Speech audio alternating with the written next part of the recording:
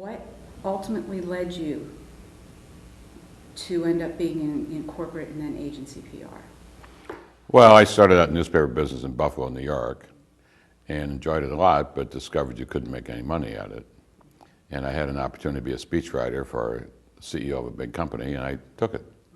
And from there, it launched my career into public relations and eventually into broader business assignments. I ran a division of a large company for a long time, in addition to my public relations background, and I have broadened my experience into a marketing role. So in my most recent role at Accenture, I was Chief Marketing and Communications Officer. So I have a pretty broad business background. Okay. I wish 1974, by the way, was the right year. It was 1958. During those years at Owens Corning Right. and Beatrice and Merrill Lynch, did you have a mentor as you worked your way from strictly journalism expertise into speech writing, into doing more of a role within public relations? I can't say I really did. I mean, there were a number of people very influential, but there wasn't really one mentor.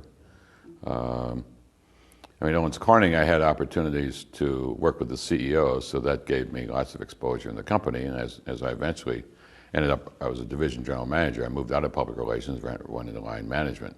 And that was helped through that CEO's involvement. But I never thought of him as a mentor. It was just where I ended up. And then I was recruited to both Beatrice and Merrill Lynch, and there were people there who were recruiting me. But if I never felt they were there, trying to look out for my well-being. I mean, not that they were in any way negative. It was just the mentor I think about is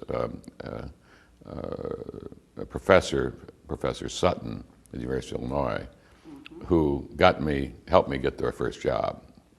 Okay. And I was a guy working his way through the University of Illinois from Belleville, Illinois, and didn't have a lot of money, and I had some ambition. And there were a lot more qualified people, I thought, in my class that he could have recommended for this job in Buffalo, but he recommended me for some reason. And it was interesting because it was a summer intern job with no guarantee you would get the job in September. And I will never forget, I went to Buffalo, I was earning $52.50 a week, lived in the YMCA, and bet my life on 3 months of work. And there was a guy from Harvard and a guy from Yale all competing for this job. Maybe they wanted more money or something, but I got the job, so it was great. So that's how I got started in journalism anyway. So.